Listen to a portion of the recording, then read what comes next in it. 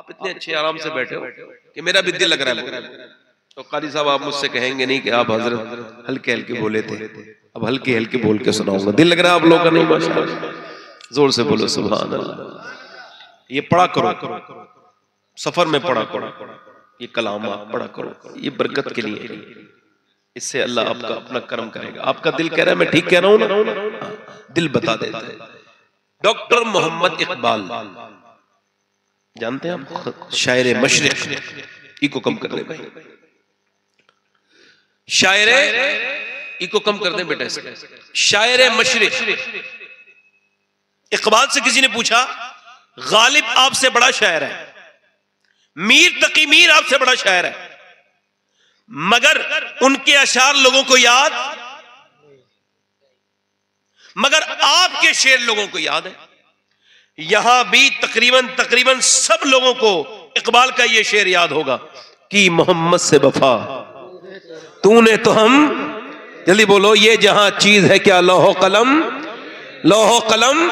इकबाल से पूछा ये जो है दश्त तो दश्त है, दरिया भी न छोड़े हमने, बैरे जुल्मात में दौड़ा दिए घोड़े हमने, दिया जाने कभी यूरोप के कलीसाओं में, कभी अफ्रीका के तपते हुए सहराओं में, हुजूर के सियाबी हजरत सैयदना साद अबी वक्कास अफ्रीका के जंगल में सहाबा कराम से कह रहे यही छावनी लगेगी। किसी ने कहा हुजूर यहां ना लगाइए। कहा क्यों? कहा यह जंगल के सबसे खतरनाक जानवर यही है, शेर हैं, चीते हैं, भेड़िए हैं, यहाँ पे आपको रात को कोई नुकसान पहुंचा जाएगा, कुछ लोगों को शेर नुकसान पहुंचाएंगे, यहाँ पर जंगली जानवर हैं। आपने फरमाया अच्छा, आवाज दी है जानवरों, मोहम्मद के गुलाम यहाँ रात को छावनी लगाना चाहते हैं, ऐसा करो जंगल एक रात के लिए खाली कर दो। अभी ये लफ्ज़ सहाबी की जबान से पूरे उतरे भी नहीं थे कि मादा जानवर अपने बच्चों को साथ में लेके जंगल से बाहर निकलते थे। सारे जंगल अफ्रीका के खाली हो गए और ये कहना पड़ा कि दश्त तो दश्त है, दरिया भी ना छोड़े हमने, बहरे जुल्मात में दौड़ा दिए घोड़े। नारे तकबीर, हाथ उठा के जवाब दे, नारे तकबीर, नारे रिसालत, शाकाने मुस्तफा, उस शाकाने मुस्तफा। वो दिन थे कि जब जानवर भी आपकी बात मानते थे, अब आपकी औलाद भी नहीं मान रही है। ये इतनी गिरावट कैसे आ गई? समझ आ रही है आपके? मेरी बात आप समझ रहे हैं? नहीं समझ? ये इतनी गिरावट कैसे आई? इकबाल से पूछा कि आपकी शायरी कैसे पसंद है? क्या हुआ? हेलो, बस यहाँ माइक को आवाज कम करें। अच्छा ठीक है, आप एक जगह रहने दें। अल्लाह ने मुझे स्पेशल अपने करम से मुझे माइक दिया है, मेरा अपना माइक ठीक है, बगैर इसके भी तकरीर में कर सकता हूँ। मैं कोई माइक वाले की कभी शिकायत नहीं करता हूँ। मैंने कहा ना, मैं किसी की शिकायत नहीं करता हूँ। मैं जिंदगी में अल्लाह का शुक्र है अब समझदार हो गया हूँ, किसी शिकायत नहीं करता। मुझे पता है शिकायत से मसला हल नहीं होगा और मसला बिगड़ेगा, माइक वाले के कारोबार पे फर्क पड़ेगा, उसकी बद्दुआ लगेगी। बस समझ रहे मेरी बात? समझे बात? उसका भी बेचारे का काम है, बाल बच्चे उसी से अल्लाह इसी के जरिए पालता है। जैसा माइक था बेटे ऐसे ही कर दें, आपने कोई बात नहीं करनी। ये इसका बेस कम करें, आप बेस कम करें, आवाज जैसी थी उसकी वैसी करें आप, बस आप कुछ ना करें। इकबाल से किसी ने पूछा ये क्या किया आपने, तो बहुत जोर से बोल रहे हैं, हॉर्न बंद कर दिए, बस ठीक है कोई मसला नहीं हमें, बस आप इसकी आवाज हल्की रखें थोड़ी। इकबाल से किसी ने पूछा कि ये आप बताएं कि ये आपके शेर इतने मशहूर कैसे हो गए, गालिब के नहीं हुए, मीर के नहीं हुए?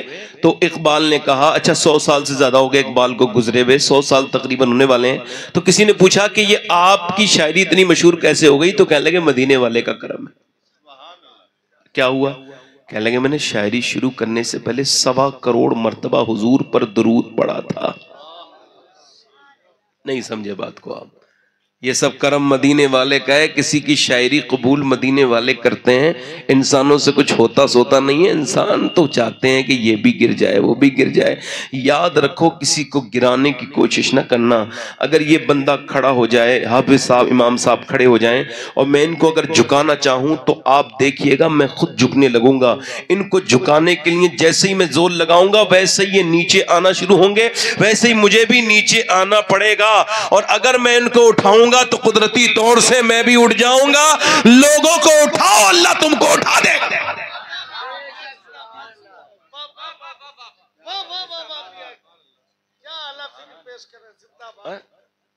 कहता है इकबाल, ये मदीने वाले का करम है कि नवाज दिया है। अब मुझे बताओ, जिस इकबाल ने 1.25 करोड़ मर्तबा दुरूद पढ़ा, उसके 2-3 शेर लोगों को याद हुए, फिर उस बरेली वाले ने कितना दुरूद पढ़ा होगा जिसका पूरा सलाम दुनिया में याद हो गया है। मैं 2017 में गया था मदीने शरीफ, पहला हज करने अपनी माँ के साथ। मैंने अपनी अम्मी से कहा था एक दुआ कर दो माँ। अम्मा बोली क्या? गुम्बद खजरा सामने है, अब ये दुआ कर दो कि जब तक मैं जिंदा रहूं हर साल में 2 बार आता रहूं। तो मेरी माँ ने कहा बेटे तुम तो खुद ही बड़े ने। मैं कहा माँ आपकी दुआ बड़ी है, जरा हुजूर को गवाह बना के हाथ तो उठा दो। अल्लाह अकबर।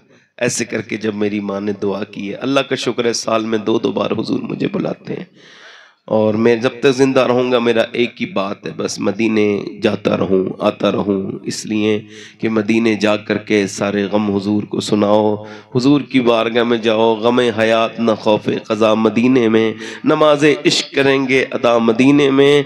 मदीने जाने से पैसा कम नहीं होता, अल्लाह ताला और बढ़ा देता है। ये बिल्कुल साफ बात है, ये तो हमारा ख्याल है। तो मैंने देखा मदीने में तो इंडोनेशिया के लोग सलाम पढ़ रहे थे दूर खड़े हुए, चूंकि वो लाल रुमाल वाले शैतानमा होते हैं, जो दूर पढ़ रहे थे ऐसे करके बैठ के, ऐसे करके वो खड़े होकर सलाम पढ़ रहे थे। मैं कहा देखूं तो यार इंडोनेशिया के लोग कैसा सलाम पढ़ते हैं, इनकी जबान कैसी है। मैं जब करीब गया तो खुदा की इज्जत की कसम वो थे तो इंडोनेशिया के लोग, मगर वो जबान इंडोनेशिया की नहीं बोल रहे थे, वो आशिक थे इंडोनेशिया के, मगर बरेली के आशिक का इस्तेमाल कर रहे थे और कह रहे थे मुस्तफा जाने रहमत पे लाखों सलाम। अब इकबाल एक बात जो कहता है, इसकी वजह से इकबाल का जिक्र किया है। इकबाल कहता है कितनी खूबसूरत घर बना लो। आप देख रहे हो घर बन रहे हैं, बेहतरीन घर बनाए जा रहे हैं। मुसलमानों में तो अब ऐसे घर बनाए जा रहे हैं कि ऐसा लगता ही नहीं कि जैसे इनको मनना है। मैं कोई किसी घर बनाने में तंज नहीं करता, घर अच्छा बनाओ, मगर इकबाल कहता है कितनी खूबसूरत घर बना लो। अब तो टाइल्स अलग है, कमरे की, रूम की अलग है, और जो है बाथरूम की अलग है। बाथरूम के डिजाइन भी बाथरूम की तरह ही होंगे, और वो जो उसका डिजाइन है आपके किचन का, पहले के लोग इतने पैसे में पूरा घर बना लेते थे जितने में आजकल किचन की फिनिशिंग होती है। खाली खातून कहती क्यों आपने अपने लिए तो गाड़ी ले ली, ये ले, मेरा किचन खूबसूरत नहीं बनेगा तो तू क्या कबर बन के ही लेटेगी, क्या मतलब है। मगर वो ख्याल इस तरह का है, क्या करेंगे आप। इकबाल कहता है कितनी खूबसूरत घर बना लो, कैसे ही आरास्ता पैरास्ता कर लो, मगर वो घर बर्बाद होने से बच नहीं सकता जिसमें हुजूर की बेटी सैयदा फातिमा का जिक्र नहीं होगा।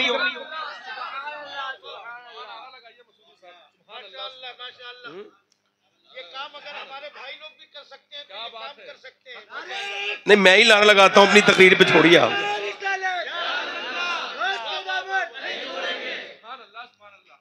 इकबाल कहता है नहीं, वो कहता है हया से घर बनते हैं, टाइलों से पत्थरों से नहीं बनते। जिस घर की औरत हयादार है, बेटी हयादार है, वो घर हया वालों में, इज्जत वालों में शुमार होगा। वो घर बर्बाद है जिसमें हया नहीं, या यूं कहा जाए जिसमें हया नहीं वो भी बर्बाद है, जिसमें जिक्र फातिमा नहीं वो भी बर्बाद है। माशाअल्लाह। फैज़ान मखदूम कायनात, फैज़ान मखदूम कायनात, फैज़ान जिक्र मखदूम कायनात। सुभान अल्लाह, सुभान अल्लाह। इकबाल अच्छा सैयदा तैयबा ताहिरा आबिदा जाहिदा मखदूमा कायनात उम्म अबीहा। इकबाल कहता है जब मखदूमा कायनात का नाम आए तो जरा गर्दन झुका लिया करो। कहा क्यों? कहा कयामत के दिन भी झुकानी है, यहीं से आदत डाल लो। आए है क्या पहले लोग शादी करते थे ना तो कहते थे भाई कि नानी तक देखना है। क्या देखते थे? बोलो क्या कहते थे? नानी देखना है। अच्छा, हमारे यहाँ ये रिवाज था, आपके यहाँ नहीं पता था कि नहीं। हमारे यहाँ नानी को भी चेक करते थे लोग। आप क्या करते थे लोग? पहले जो समझदार लोग होते थे वो कहते थे भाई नानी तक को चेक करो, नानी ठीक है तो उसकी आदतें बेटी में आई होंगी और बेटी की आदतें फिर आएंगी उसकी बेटी में। अच्छा, उनको सारा अपना सेव करना था घर। उनको पता है एक लड़की खराब अगर घर में आ जाए तो वो पूरे घर को बिगाड़ देगी, खराब कर देगी, सुकून खा जाएगी, इज्जत बर्बाद कर देगी। इस वजह से अब ऐसा नहीं है। अब तो चाहे कितनी भी बेकार लड़की हो, बेनमाजी हो, बेपर्दा हो, बेशरम हो, बेहया हो, उसके बाप के पास बस पैसा होना चाहिए, उसके निकाह में कोई देर नहीं लगेगी और वो शादी भी कर लेगी, जाके घर भी उजाड़ देगी। जब तक वो नेक लड़की घर में बैठी है उसका निकाह का दावत भी नहीं आ, उसको निकाह का रिश्ता ही नहीं आता, क्योंकि वो गरीब की लड़की है। मेरे आका फरमाते हैं एक तरफ खूबसूरत हो, सुनो जरा, एक तरफ खूबसूरत हो, एक तरफ दौलतमंद हो और एक तरफ रंग काला हो, कनीज हो। फरमाते हैं मैं ये कहता हूं कि कनीज से शादी करना, जो कि कनीज है, गरीब है मगर दीनदार अगर है तो उस कनीज से शादी करो, क्योंकि घर दीन से बनता है, घर इस्लाम से बनता है। घर फैशन वाली नहीं बना सकती, घर जो है नाचने कूदने वाली नहीं बना सकती। पहले लोग कहते थे अपन लड़कियों की शादी करने से पहले लड़कों की कि भाई नवासी तक देखेंगे, नानी को देखेंगे, यानी नानी ठीक होगी तो बेटी ठीक और बेटी ठीक तो फिर नवासी ठीक। इस्लाम कहता है नानी जरूर देखो, इस्लाम भी नानी दिखाता है। इस्लाम कहता है अगर नानी को देखना है तो मक्के की खदीजतुल कुबरा को देखो और अगर माँ को देखना है तो मदीने की सैयदा फातिमा को देखो और अगर देखना है तुमको नवासी को तो करबला की ज़ैनब कुबरा को देखो।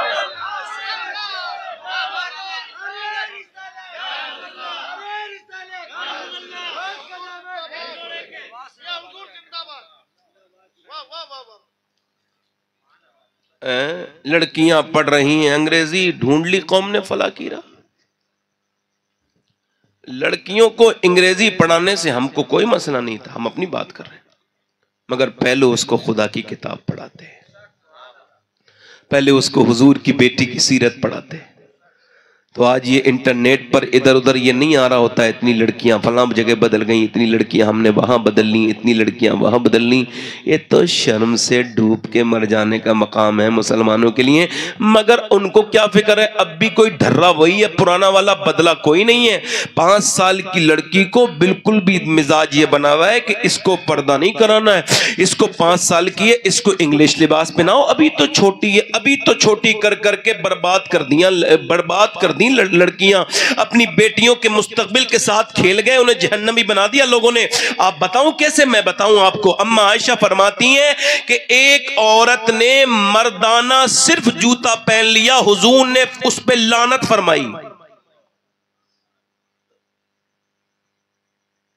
बचपन में पर्दा न कराना, यानी 5 साल की बच्ची सीख रही होती है 6 साल की, कुरान पढ़ रही है नबी की नवासी ज़ैनब, जोर से बोलो सुभान अल्लाह।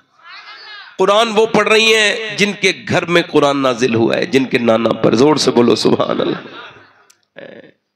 आज कुरान की कहां तौफीक है, सब औरतों को रेडीमेड दीन चाहिए और रेडीमेड दीन बेच रहे हैं। कुछ मियाँ लोग हैं जो रेडीमेड दीन बेचते हैं। वो कहती है मैं कोई ऐसा तावीज़ दे दो मेरा आदमी मेरी मुट्ठी में आ जाए, मुट्ठी से नीचे की बात नहीं। और वो जो तावीज़ करने वाला है अल्लाह ताला उसको हिदायत दे, वो भी इतना बना हुआ है, कह रहा बिल्कुल इतना पैसा लगेगा मुट्ठी में आ जाएगी। उसको खबर है मुट्ठी में तो आना कोई नहीं है, मेरी वाली खुद मेरी मुट्ठी में नहीं। मगर ये क्या कर लेंगे, ये मुट्ठी वाला झूठ है, फरेब है, ये बेवजह की फालतू बातें हैं, इससे निकलिए। ये सब इस्लाम इसको पसंद नहीं करता। अगर रेडीमेड दीन देना होता तो हुजूर अपनी बेटी को दे देते, मगर मेरे आका ने फरमाया मेरी बेटी फातिमा आज जा रही हो, मगर जब कल क़यामत के दिन मिलो तो इस हाल में मिलना, अली तुमसे राजी हो।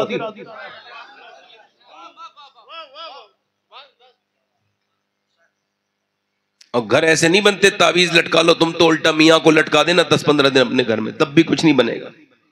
ये झगड़े होते रहेंगे, बिला वजह के पागल से बाहर निकलो। अपनी बेटियों को ये समझाओ। हजरत अली कहते हैं मेरे नबी ने फरमाया बताओ खैरुन निसा कौन है, बेहतरीन औरत, बेहतरीन औरत कौन है? सहाबा ने अर्ज़ की हुजूर जो नमाज पढ़े। फरमाया नहीं, ये भी उसके अंदर खासियत है, मगर वो खैरुन निसा नहीं है जो सिर्फ नमाज पढ़े। अर्ज़ किया रसूलल्लाह जो रोजा रखे, फरमाया ये भी उसमें शामिल है, ये खूबी भी उसके अंदर है, मगर मेरी मुराद को आप नहीं पहुंच रहे हैं। सहाबा ने कहा हुजूर फिर आप बताएं खैरुन निसा कौन है, बेहतरीन औरत कौन है? फरमाया बेहतरीन औरत वो है कि जब उसका शौहर घर पे आए तो वो इतने अच्छे से उसका इस्तकबाल करे कि वो सारी अपनी थकान भूल जाए। अल्लाह की बारगाह में वो सबसे बेहतरीन औरत है।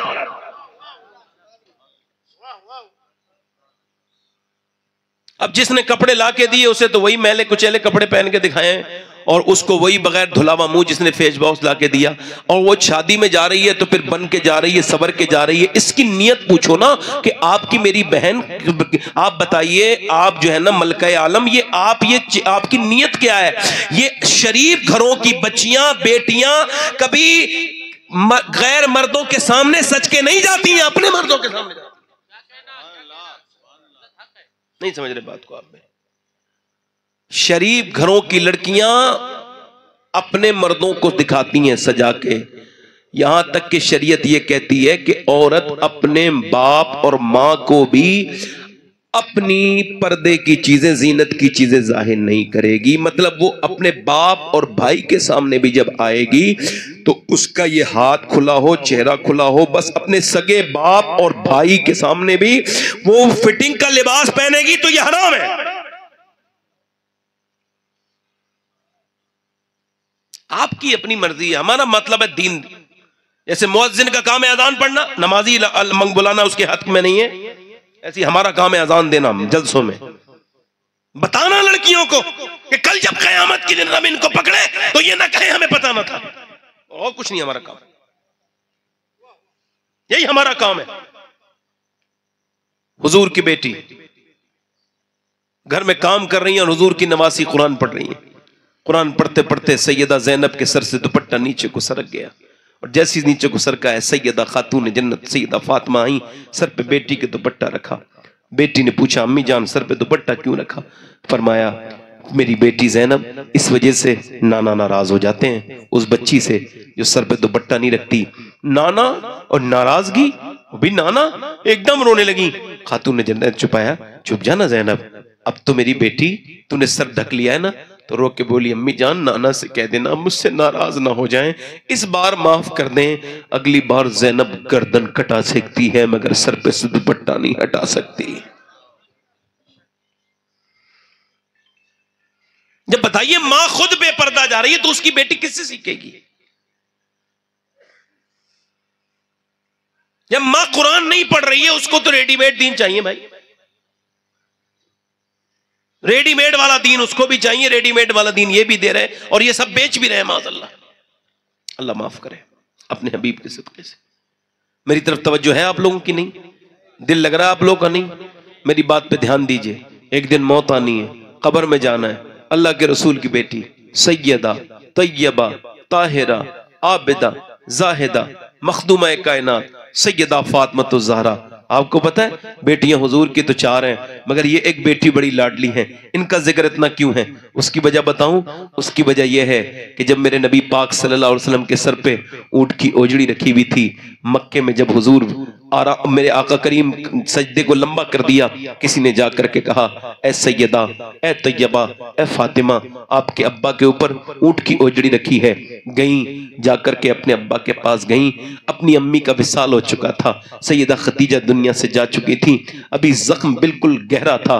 सैयदा फातिमा तो जरा आगे बढ़ी और उसको हटाया जो ओजड़ी थी, फिर उसके बाद आब जमजम से हुजूर की जुल्फें धोने लगी। अब हरम में एक बाप है एक बेटी है, मैं जब हरम में काबा में जाता हूं तो यही कहता हूं काबे तू मुझे बता कि जब वो बेटी अपने बाप के सर से वो ऊंट की ओजड़ी हटा रही थी, वो 7-8 साल की बच्ची, तो वो क्या क्या कैफियत होगी। अल्लाह अकबर। हुजूर की बेटी अपने अब्बा की जुल्फों से वो जो है वो नजासत हटा रही हैं और आपकी जुल्फों से वो गंदगी हटा रही हैं। और हटाने के बाद जब हुजूर ने ऐसे करके उनको देखा, हुजूर की आंखों में आंसू थे, मेरे सरकार की आंखों में आंसू। अब्बा का हाथ पकड़ के बैठ गई, हरम में बोली, आंखों से हाथ से आंसू पोंछने लगी।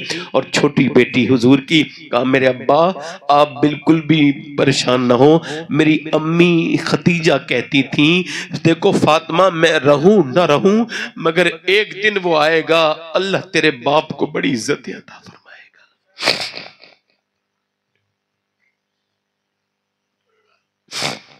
यानी ये कोई ऐसा इस्लाम आ गया अब तक नहीं, इसमें तो हुजूर की बड़ी कुर्बानियां हैं। कभी सर फाड़ा गया है रहमत आलम का, कभी गालियां दी गई हैं, कभी छोटी बच्ची को पकड़ के मारा है। आपने और मैंने इसको समझा नहीं। मेरे भाइयों, ये हुजूर की बेटी का जिक्र का असर है। मैं खुदा की कसम खा कहता हूं, आप बेजान लोगों में हुजूर की बेटी का जिक्र करो, हुजूर के घर वालों का, सरकार का जिक्र। इस जिक्र का बड़ी बरकतें हैं। ये दिलों को बदलने वाला जिक्र है, ये बरकतों वाला जिक्र है।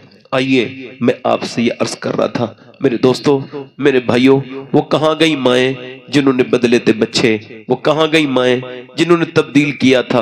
अब वो माएँ नजर नहीं आती। उन माओं को जरा गौर तो करो, तवज्जो तो करो। कहाँ गई वो माएँ? अब तो लड़के आपके, लड़कियां आपकी वो इंस्टाग्राम पर हैं, मुसलमान बच्चियां फेसबुक पे हैं, अपने जिस्म को दिखाती हैं।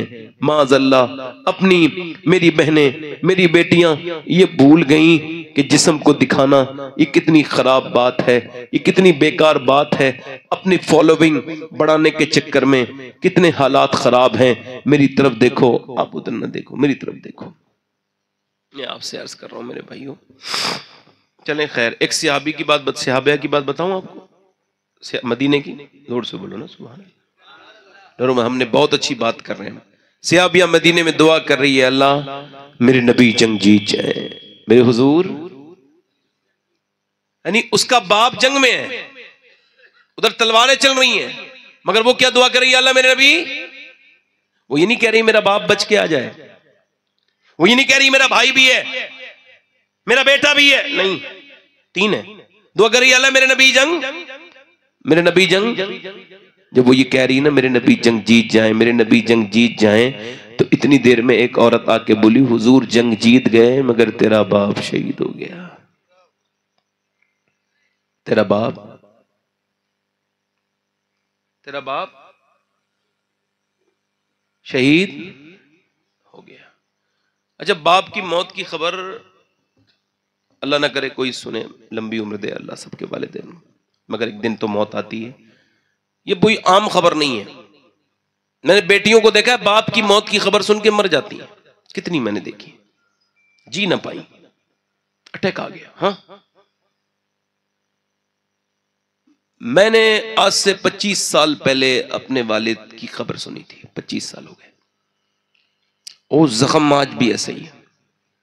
जब भी कोई उनका जिक्र करता है, उनकी यादों की हवा चलती है, तो जख्म फिर से हरा हो जाता है। और वो आंखें, वो वालिद का चेहरा, उनका चलना, उनका बोलना, आंखें तो बड़े लोगों की देखी, बड़ी मेहरबानियां करने वालों की, मगर जो बाप की आंखों में लुत्फ आज देखा, वो आज मैंने दो तरह के लोग देखे हिंदुस्तान में। एक तो वो है जो घर में से बाप को निकालते हैं, दूसरा वो है घर बनाने के बाद रोते हैं काश हमारा बाप होता।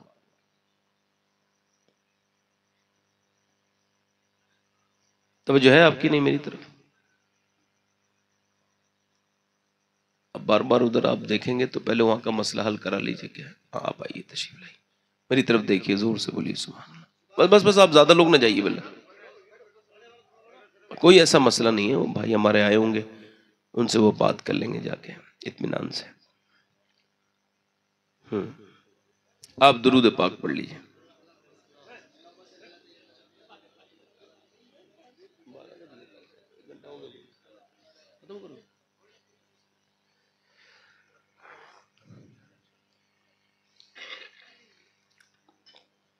वो जो खातून है ना, उससे कहा कि तेरा बाप शहीद। अब आप तो सुने ना, बाप शहीद, तेरा बाप शहीद हो गया। तो वो रोई तो, मगर एहसास उसका बहुत सख्त था। आंसू गरम गरम ने चेहरा भिगो दिया। बेटी सिसकने लगी, तो फिर किसी ने कहा तेरे बाप के साथ तेरा भाई भी शहीद हुआ है और बेटा भी शहीद हुआ है। 3 लोग शहीद हुए, है ना।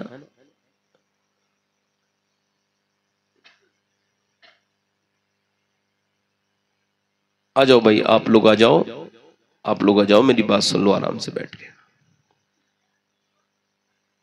दरूद पाक पढ़िए, अल्लाहुम्मा सल्ली अला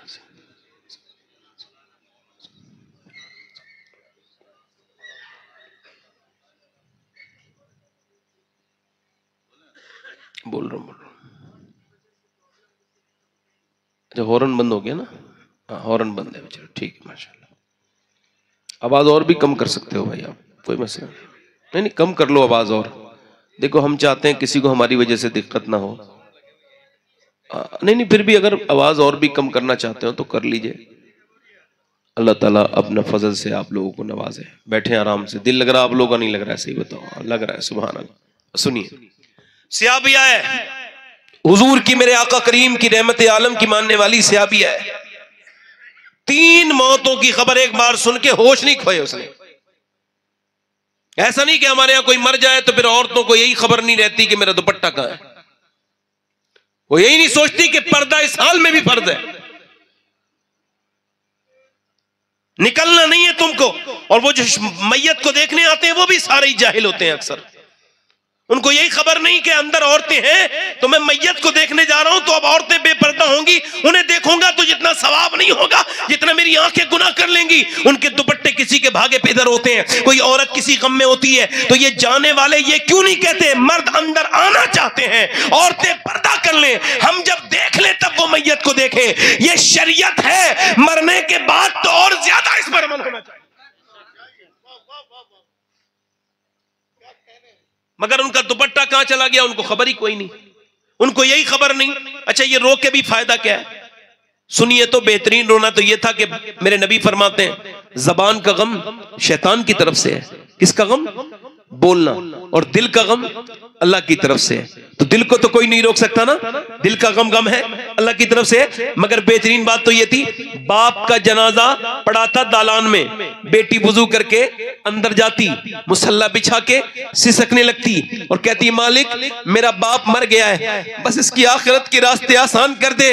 औरतें तो औरतों से मिलकर रोती हैं, मगर मैं तेरी बारगाह में अपने आंसू यहां पर खर्च करने आई हूं। मुझे पता है आंसुओं का बेहतरीन कदरदान तू है मेरे मालिक, तू करम करने वाला है। मेरा ईमान कहता है लड़की अगर दिल से रो दी तो बाप की मैयत कब्र से बाद में लगेगी, कब्र अल्लाह उसकी जन्नत का बाग पहले ही बना देगा।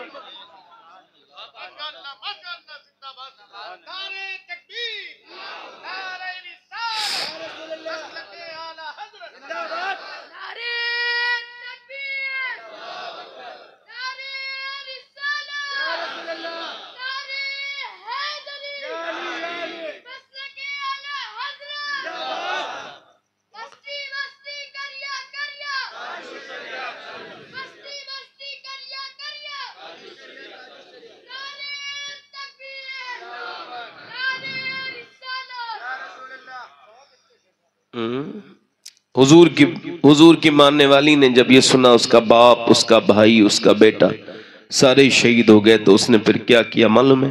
दुपट्टे को संभाला, पर्दा किया, निकल गई।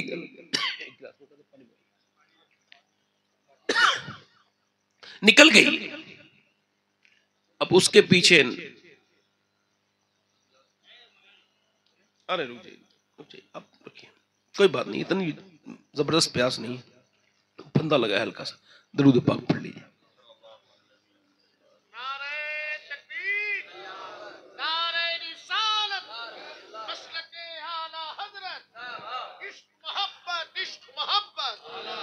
अब वो औरत जो है ना निकली है यहां से, और निकलने के बाद इसको लोग देख रहे हैं, औरतें इसके पीछे हैं कि देखो भाई इसके घर से, एक ही घर से 3 लोगों का इंतकाल हुआ है। अब इसकी कैफियत को देखें कि ये पहले बाप की जाके मैयत को देखेगी, तो किसी ने कहा नहीं नहीं बेटे क्यों देखेगी, माँ है, माँ उसको ज्यादा प्यार करती बेटे से। फिर किसी ने कहा नहीं नहीं इसका भाई भी तो जवानी था ना, पहले भाई के साथ खेली बड़ी है, अपने बाप भाई से मोहब्बत करती है, भाई के जनाजे पे जाएगी। मगर उसने सबके कयास को गलत साबित किया। वो उधर गई जिधर हुजूर ऊंटनी पर सवार थे, नबी के सामने जाके खड़ी हो गई। सरकार ने उसकी तरफ देखा और हुजूर की आंखों में आंसू आए। दोनों हाथ उठा के मेरे रहमत आलम ने दुआ की, अल्लाह तुझे सब्र अता करे, तेरा बाप, तेरा भाई, तेरा बेटा शहीद हो गया। उसने सर नीचे किया और रो के बोली या रसूल अल्लाह मैं आपको देखने आई थी, आप सलामत हैं तो मेरा सब कुछ सलामत है या रसूल अल्लाह। और फिर जब वो गई ना, मेरी बहनों को, मेरी बेटियों को सिखाओ ये बात। जब वो गई ना अपने बाप के जनाजे पर तो पर्दे में थी, बकार बाबकार, आंसू से रो जरूर रही है मगर खड़े होकर देख रही है ऐसे करके। उसे किसी ने कहा तेरा बाप भाई सब शहीद हो गए, अभी तक पर्दे में। कहने लगी जिस पर्दे के लिए ये शहीद हुए मैं उस पे अमल न करूं, इसी पर्दे के लिए, इसी इस्लाम के लिए तो ये शहीद हुए। जब सहाबियात का हाल ये था कि जब खबर हुई ना सहाबा, जब रात को नाजिल हुई आयत, और पहले कोई सोशल मीडिया तो था नहीं एक रात में सब पता चल जाए। सहाबा इकराम में कुछ लोगों को खबर नहीं हुई कि ये आयत नाजिल हो गई है कि पर्दा, अब हुक्म है पर्दे का। तो औरतें मदीने में जो है ना, वो मदीने में फजर की नमाज के वक्त में सारी जो है ना वो पर्दे में आई मस्जिद में। एक मिनट, जब वो पर्दे में ना आई ना औरतें, तो वो ये इसने कहा तुम पर्दा क्यों कर रही हो?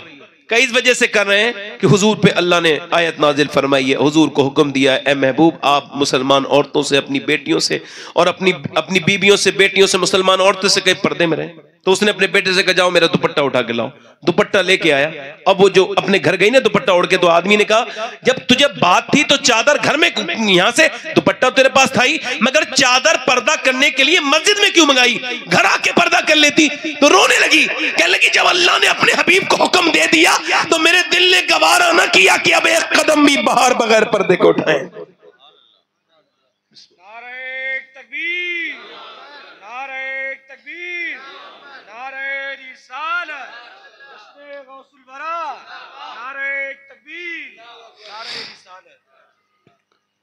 ये मतलब ये हाल, अच्छा ये हमने कभी देखा नहीं, अब ये औरतों में ये मिजाज नहीं मिलता।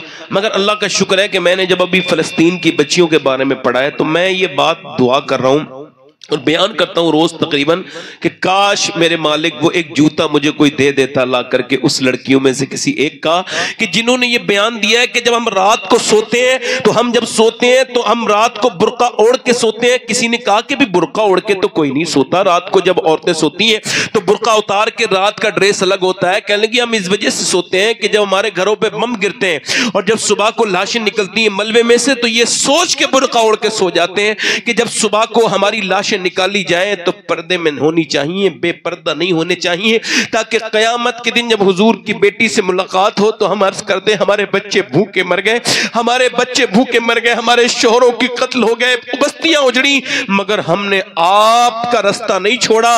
ए नबी की बेटी अब हम पे कर्म कीजिए कि हम अब भी पर्दे में आए।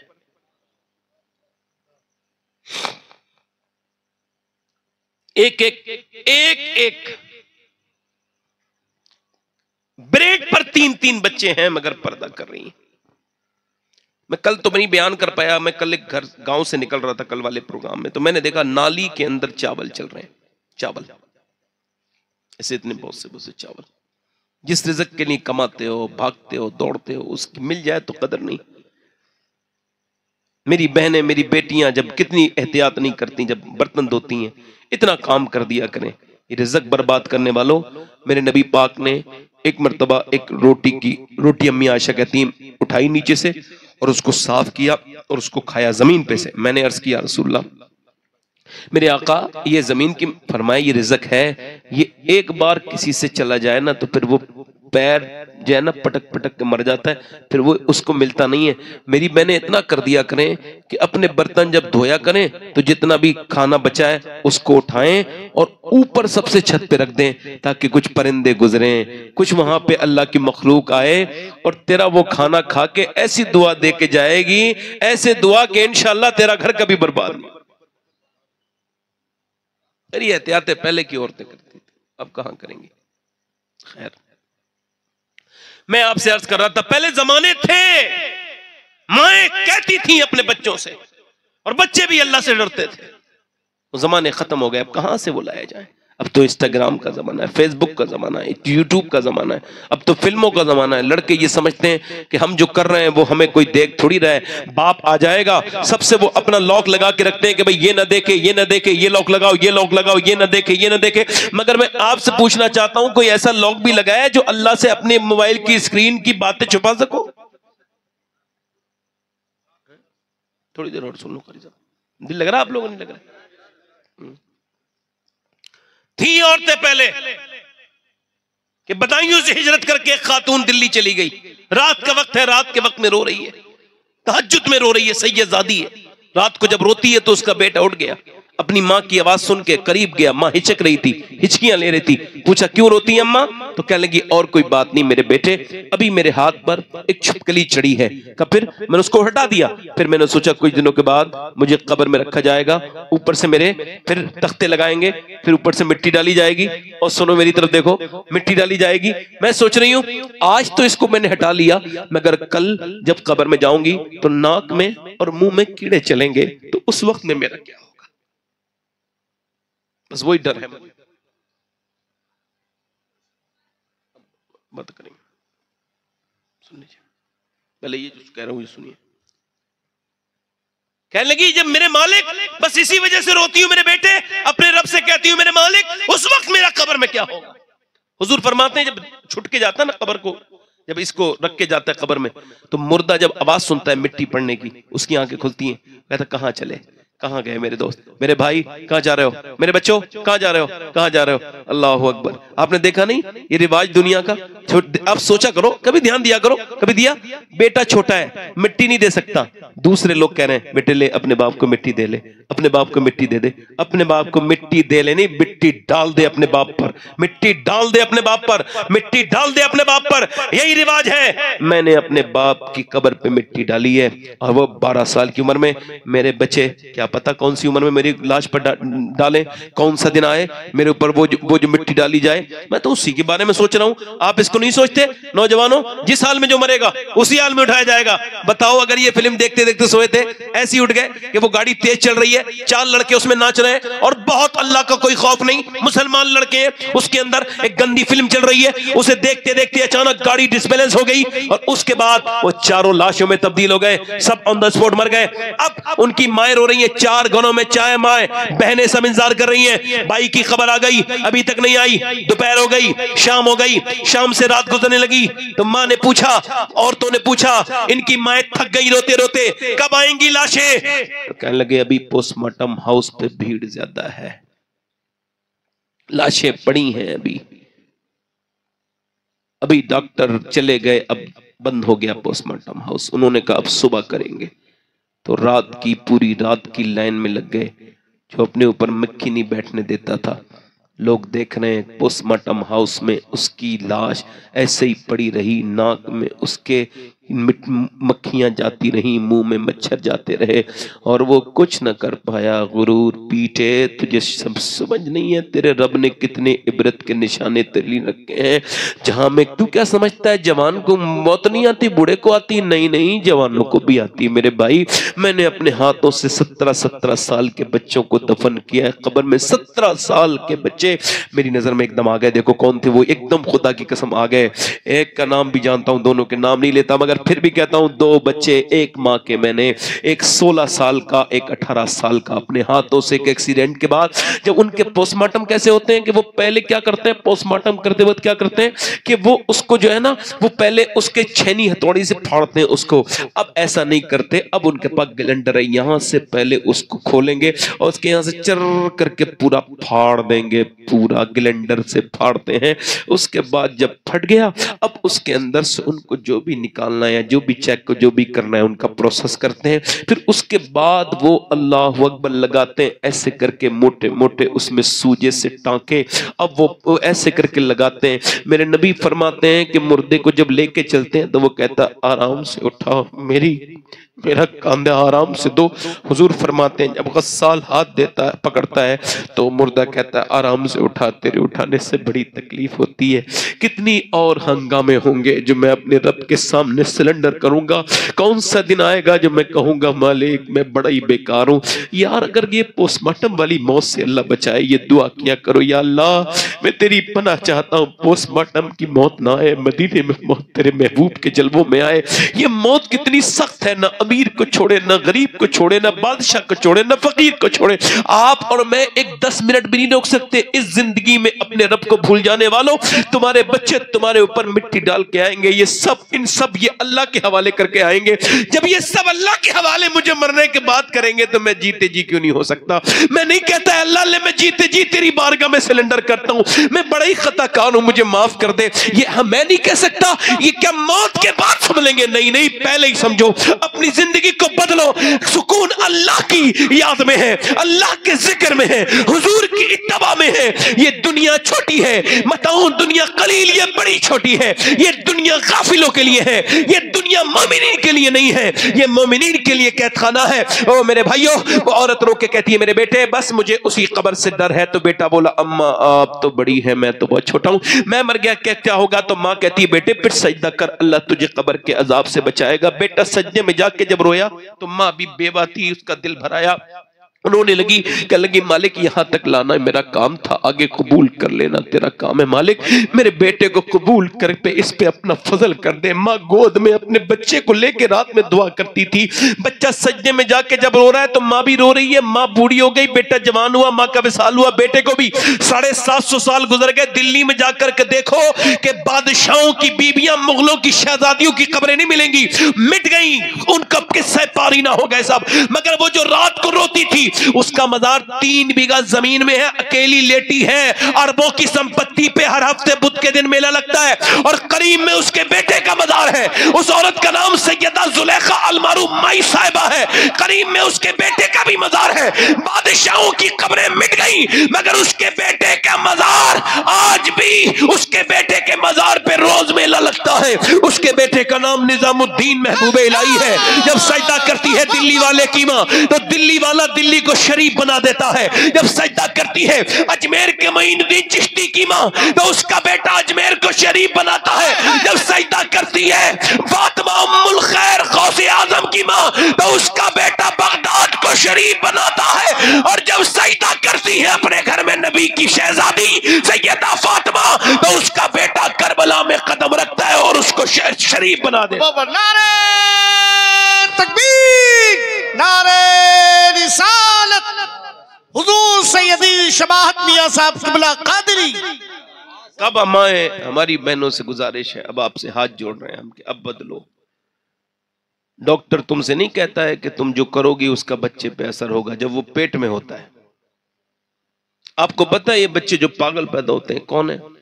अक्सर जो पागल, माइंड खराब जिनके, इन पर रिसर्च किया हार्वर्ड ने। उन्होंने कहा कि ये वो बच्चे हैं जो अपनी माँ के जब ये पेट में थे ना तो इनके बाप ने इनको मारा। 70% वही बच्चे हैं। इनकी माँ ने को मार तो रहा था जाहिल बीबी को, मगर असर बच्चे के दिमाग पे कर दिया। अपने बेटे की जान से खुद खेल गया। अब अस्पतालों में दिखाने से क्या फायदा? तूने अपना खुद ही मामला खराब किया। औरत को तनाव नहीं होना चाहिए जब उसके पेट में शिकम में बच्चा हो। उसको बिल्कुल फ्री माइंड रहना चाहिए। उसको ज्यादा फल खिलाएं। क्यों? डॉक्टर कहता है जितना सेब खाएगी उतना आयरन बढ़ेगा, जितना वो बादाम खाएगी उतना ही आयरन बच्चे के अंदर आएगा। आप इसको समझ रहे हो मेरी बात को? नहीं, यानी वो कहता है कि विटामिन सी बढ़ेंगे अगर वो खाएगी नींबू और संतरा, और विटामिन डी बढ़ेंगे अगर वो खाएगी ये अमरूद। अब मुझे बताओ कि अल्लाह का बनाया हुआ सेब, संतरा, अनार, अमरूद अगर मां खाए तो बच्चे पे असर हो जाए, तो क्या अल्लाह का कुरान मां पढ़ेगी तो बच्चे पे असर नहीं होगा?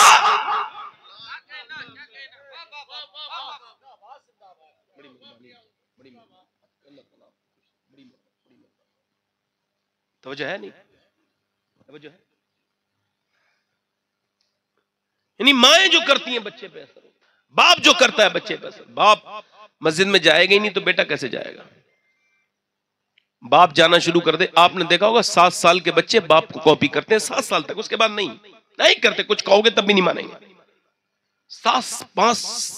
1 साल से लेके 7 साल तक जिधर बाप जाएगा, देखा नहीं, बाप के पीछे पीछे बच्चा भाग रहा है। ये अल्लाह की कुदरत है। इसको कम समझेंगे हम कि जिस तरफ अब तेरे कदम अगर बहके तो बच्चे के भी बहक जाएंगे। देख ये तेरे पीछे पीछे चल रहा है।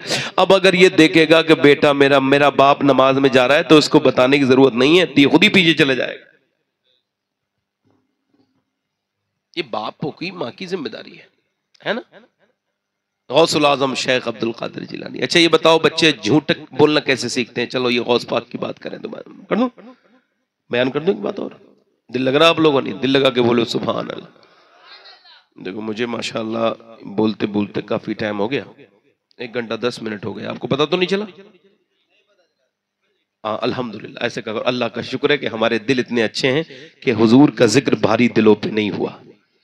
शुक्र अदा किया करो। मैं तो बड़ा बेकार इंसान हूँ भाई, देखो डाकिया हूं मैं, तो डाकिए की तो कोई हैसियत नहीं होती ना, कि भाई डाकिया आया खत लेके आया, उसकी क्या हैसियत है? मगर हाँ जो डाक आता है उसकी हैसियत होती है।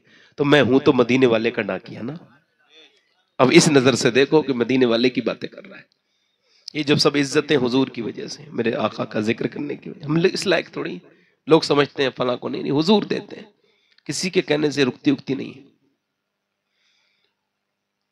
जो लोग किसी के खिलाफ लिखते हैं उनको बताओ तुम्हारा लिखना तकदीर नहीं है, तकदीर वो है जो मेरा मदीना वाला लिख देता है, वो जो लिखते हैं वो तकदीर होता है। हुजूर राजी रहे। बच्चा झूठ बोलना सीखता है अपने अम्मा अब्बा से। जैसे कुछ टूट गया ना घर से, एग्जाम्पल कोई मिसाल के तौर पे, बच्चा घर में है, कुछ टूट गया बर्तन, छोटा बच्चा है 2-3 साल का, अब बाप ने कहा किसने तोड़ा? तो कहने लगा मैं नहीं तोड़ा। वो झूठ तो बोलना, पट से थप्पड़ मारा उसके और कहा पागल हो गया है, तूने तोड़ दिया। अब वो 2-3 साल के बाद फिर समझदार हो गया, फिर कुछ टूट गया, उसने पहला थप्पड़ याद आया कि थप्पड़ तैयार है, लिहाजा उसने जैसी माँ के बोली किसने तोड़ा? मुझे नहीं पता किसने तोड़ा। कहा बेटे तेरे अलावा तो कोई नहीं है। कहा ये रोशनदान खुला है, ये खिड़की विंडो खुली है, कोई आ गया वो, मुझे मुझसे क्या बात कर रहे हो? अब बाप भी पीछे हट गया, माँ भी हट गई, भी हो सकता है। पता है ये झूठ किसने बोला? अगर ये शुरू में इससे कह दिया जाता बेटे कोई मरता बात नहीं है, बर्तन टूटा है, तू सच बोला, इसके लिए तो जब ऐसे ही सच बोलना, कभी झूठ ना बोलना मेरे बेटे। और अगर उसे मारा तोड़ा तो झूठ बोलना किसने सिखाया? बोलो माँ बाप ने। यानी माँ अगर बचपन में कहते मेरे लाल तुझे झूठ नहीं बोलना है, हालात कुछ भी हो, तो डाकू कहते बता तेरे पास क्या है? तो कहता है मेरे पास ये अशरफियां हैं 40। अल्लाह वो कहता है कि कहां से? वो अपने लेके जाता है सरदार के पास का, साहब ये दावा कर रहा है, क्या कह रहा है? कि ये बच्चा कह रहा है इसके पास 40 दीनार है। उसने जब चेक किया 40 का छच क्यों बोला? झूठ बोल के बचा सकता था। कल के मेरी माँ ने कहा था मेरे अब्दुल कादिर तुझे झूठ नहीं बोलना है चाहे हालात कुछ भी हो। बच्चे डाकू बोले जब ये बच्चा इतना सच्चा है तो फिर इसके नाना का हाल क्या होगा? जरा हमको भी तौबा करा दो अब्दुल कादिर जीलानी। बिल्कुल बात साफ है कि जब तक मियां अल्लाह का फजल यही है कि सच बोलने से अल्लाह इंसान के मर्तबों को बुलंद कर दे।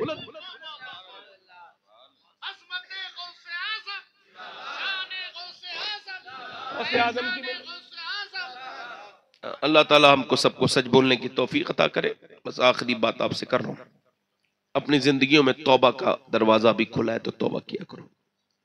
मेरे सरकार फरमाते हैं मैं 70 बार 100 बार तौबा करता हूं।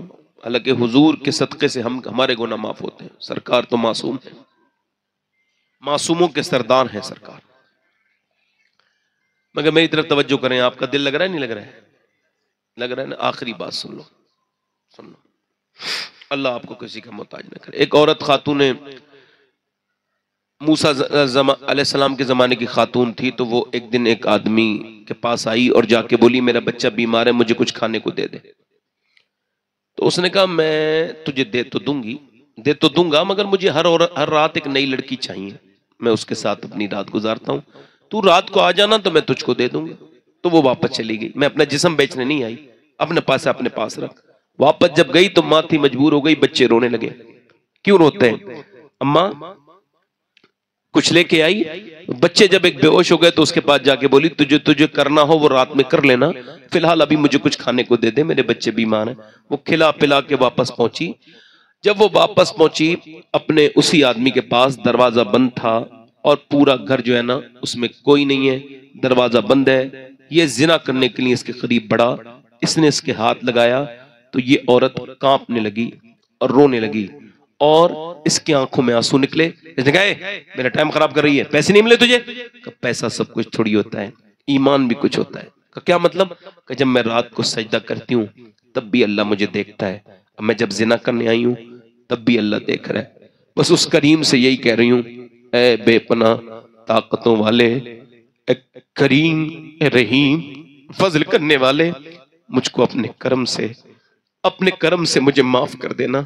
तू खुद गवाह है कि मैं एक ऐसी माँ हूं जो बहुत मजबूर है, अगर मजबूरी न होती तो जिस्म न बेचती। करीम तू गवाह है इस पर कि मैंने जिना नहीं किया। ऐसी उसके बिस्तर पे रोई कि उसका दिल बदल गया। वो जिना करने जो आया था ना, तौबा करने पे मजबूर हो गया। बोला है तुझे मैं अपनी बहन बनाता हूँ, जा मैं तुझे अपनी बहन बनाता हूँ। तूने मेरा दिल बदल दिया, तूने मेरा दिल बदल दिया।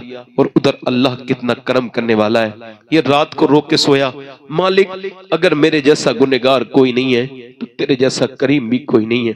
एक बात आई थी, हाथ तक नहीं लगाया, और मैंने कितनी खताएं की हैं, कितनी इज्जतें लूटी हैं। रो के सो गया। सुबह को दरवाजा खुला, हजरत मूसा अलैहिस्सलाम खड़े थे। कहा अल्लाह ने तुझे सलाम भेजा है। कहा मूसा गलत रास्ते पे आए हो, ये तो इस इलाके के सबसे बिगड़े हुए आदमी का घर है। कहने लगे कोई नेकी की है? कहा एक औरत को मैंने छोड़ दिया। कहा क्यों? कहा अल्लाह के खौफ से छोड़ दिया। तो कहा फिर? कहा मैं फिर रोया। कितना रोया था? उसने कहा मेरा चेहरा भीग गया। कहा अल्लाह ने मुझसे कहा मूसा मेरे बंदे से कहना उसके आंसू मैंने कबूल कर लिए हैं और मैंने उसके सारे गुनाह माफ कर दिए हैं। कहने लगा मूसा एक बार में? हाँ वो एक बार में माफ कर देता। आप सबको, हम सबको मरना है, उसे मुंह दिखाना है। रो भी लिया करो। अमीरों के सामने रोने वालों, कभी अपने रब के सामने भी रोया। मेरी बहन तुम भी रोया करो, उससे तौबा किया करो। अपने हाथ उठा के बताओ कितने लोग हैं हुजूर के नाम पे जान दे दोगे? दोनों हाथ उठा के बताओ। नीचे हाथ कर लो। जो जान दे सकता है कुछ भी कर सकता है ना। अब एक दूसरे की तरफ ना देखना, मुस्कुराना नहीं। कितने लोग ऐसे हैं जो आज से नबी के नाम पे जान भी दे देंगे और आज से पूरी दाढ़ी भी रखा लेंगे, इस महफिल में खड़े हो जाए। आ जाओ इधर, आ जाओ दाढ़ी रखाने वाले, आ जाओ आ जाओ आ जाओ आ जाओ। चचा आप आ रहे हो? आ जाओ। अच्छा नहीं, बहुत रो रहे थे बहुत चचा, इनके आंसू नीचे मैंने टपकते हुए देखे जमीन पे। पूरी सुन्नत रखाने वाले नौजवान यहाँ आ जाएं। किसी को ना सोचें, किसी को ना देखें। जब हम मरते हैं तो कोई हमारे साथ मरता नहीं है। सब अपने अपने अमल के मालिक हैं। आप ना देखो कोई क्या सोचेगा, आप तो ये देखो मदीने वाले खुश हो जाएंगे। बस छोड़ो इस बात को, कौन क्या देखेगा। अच्छी लड़कियां चाहिए तो शादी से पहले ही आप दाढ़ी रखा लें। इससे बिगड़ी हुई और गंदी सोच वाली लड़कियों से बच जाओगे। क्योंकि कोई भी बिगड़ी हुई लड़की दाढ़ी वाला पसंद नहीं करती। दाढ़ी वाला वही पसंद करती है जिसे मदीने वाला पसंद हो। 1 2 3 4 5 6 7 कुछ 8 लोग हो गए माशाल्लाह। 8 हो गए। 2 आशिक रसूल और हो जाए, इमाम हुसैन की 10वीं हो जाएगी। कोई करबला का मानने वाला हुसैन का आशिक हो जो पूरी सुन्नत रखाने के लिए इस महफिल में आ जाए। है कोई आशिक रसूल इस महफिल रसूल में? हर नबी के दाढ़ी, हर वली के दाढ़ी। है कोई आशिक रसूल? एक और आ जाए, बस 9 हो जाएंगे। कोई एक आशिक रसूल हो तो आ जाए, जल्दी से उठे, देर न करे। 8 हो गए। हालांकि रात महफिल बड़ी थी मगर लोग 6 ही खड़े हुए। आज महफिल थोड़ी देखने के हिसाब से छोटी है मगर मर्तबे बड़ी। अपने दामाने शफात में छुपाए रखना, मेरे सरकार मेरी बात बना। और मैंने माना कि निकम्मा हूं मगर आप कहूं, मुझ निकम्मे को भी सरकार निभाए रखना, मेरे सरकार।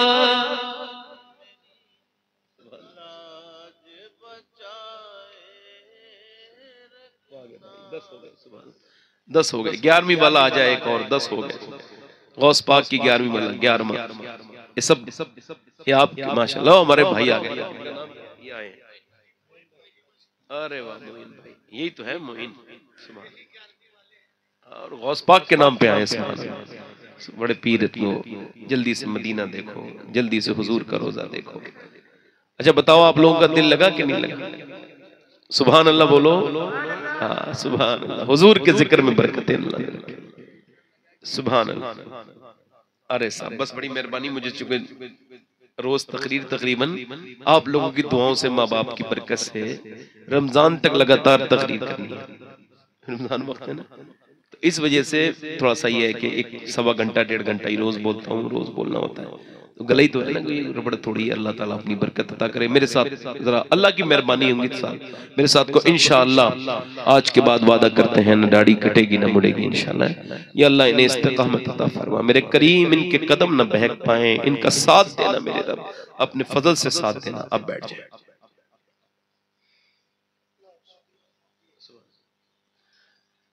अब जरा बताएं, हुजूर की आंखों की ठंडक है नमाज। अच्छा ये बताओ, कब्र में जाके वो जो नमाज जिसने कभी नहीं पढ़ी हुजूर को पहचान पाएगा? अरे आंखों की ठंडक ही नहीं पहुंचाई तो अल्लाह वैसे फजल कर दे, मगर नहीं पहचान पाएगा। इंशाल्लाह नमाज की पाबंदी की नियत करें, नमाजी बनेंगे इंशाल्लाह। दोनों हाथ उठा के बोलो इंशाल्लाह। अपनी बहन बेटी को पर्दे के लिए कहेंगे इंशाल्लाह। मसलक आला हज़रत पे सख्ती से कायम रहेंगे इंशाल्लाह। अल्लाह आप सबको सलामत रखे, बकरामत रखे। कोई मेरी गलती हो गई हो, आप लोगों के बुरी लगी हो मेरी बात, मेरी बहनों को किसी को, तो माफ करें और तौबा करें मेरे साथ। अस्तगफिरुल्लाह रब्बी मिन कुल्लि ज़म्बिन व अतूबु इलैह। पढ़ लीजिए ला इलाहा इल्लल्लाह, ला इलाहा इल्लल्लाह, ला इलाहा इल्लल्लाह मुहम्मदुर रसूलुल्लाह। मेरी जिंदगी का मकसद तेरे दिन की सरफराजी। मैं इसीलिए मुसलमान, मैं इसीलिए नमाजी। इस्लाम जिंदाबाद, मसलक आला हजरत पाइंदाबाद। वस्साबिकून अस्साबिकून उलाइकल मुक़र्रबून। सदक़ल्लाहुल अज़ीम।